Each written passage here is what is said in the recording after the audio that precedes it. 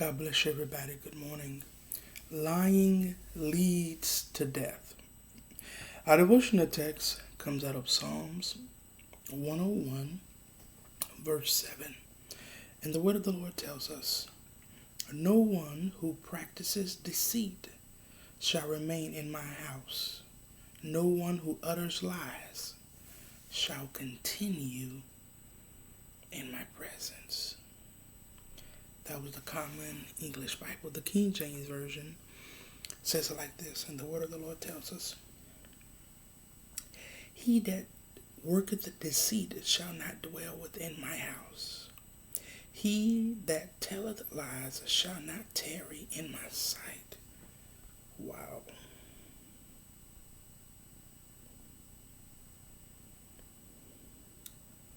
The Message Bible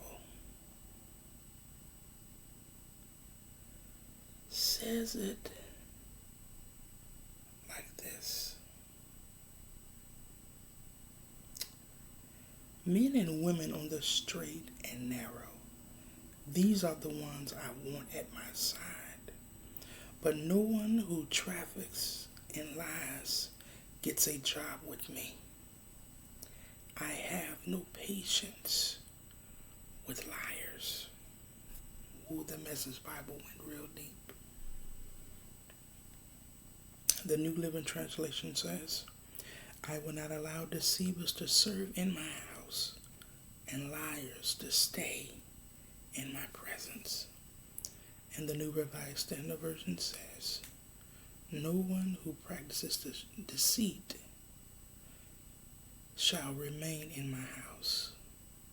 No one who utters lies shall continue in my presence." And I want to encourage somebody on this morning that lying and being dishonest is not going to get you anywhere. Because the thing is that you tell one lie, you got to cover the one that you told.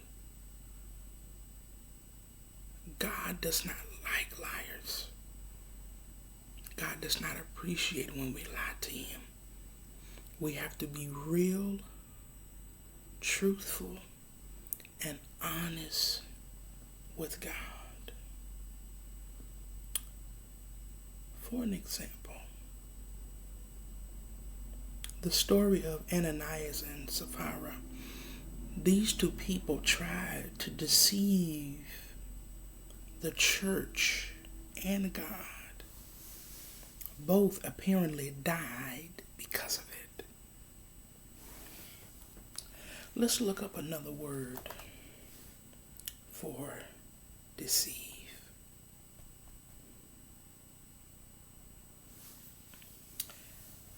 Another word for deceive. You have words from cheat, trick, mislead, fool, rip off. So the thing is that these two people tried to trick God. They tried to rip God off. They tried to, hoodwink and sneak this.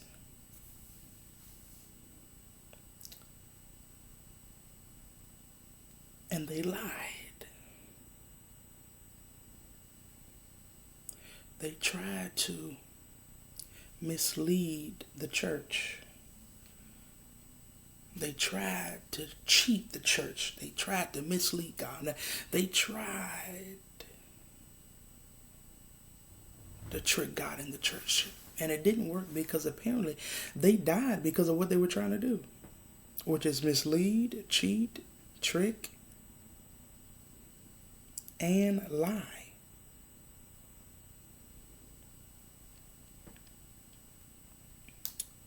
And the thing is that the author says that I'm glad God doesn't still strike people for lying.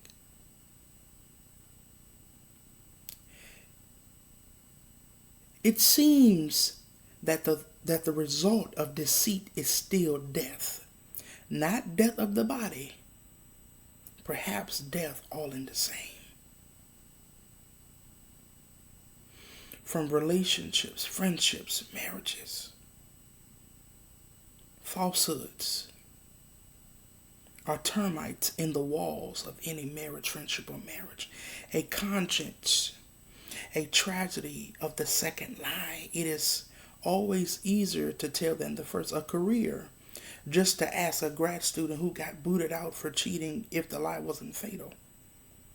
But you know, many people do not hang around you because you're not honest. If we could list the depths of intimacy, trust, peace, credibility, and self-respect, perhaps the most tragic death caused by our lying is when it happens to our statements about Jesus. The court won't listen to the testimony of a lying witness, and neither will the world. Do you know, when we disobey God, there's a consequence. We not only harm ourselves, but also those around us. And we harm ourselves in ways that we can't even imagine. Make it easy on everyone. Make it easy and tell God the truth. And I heard it said like this. I heard a pastor say that, do your part. Because when you do not do your part, you're working against God. And the thing is that, people of God, David said in this chapter here, in Psalm 101, that no one who's dishonest will live in my house, and no liars will be around me. Because if you stay with liars, then you will start lying. And many times liars will bring you into their foolishness. Because one thing about a liar is that you don't know whether they're telling the truth or not. Because sometimes people mix lies in with truthfulness. We know that's true. And we know that God's truth is not a lie. God is not a liar. God does not lie to us, so we should not lie to God.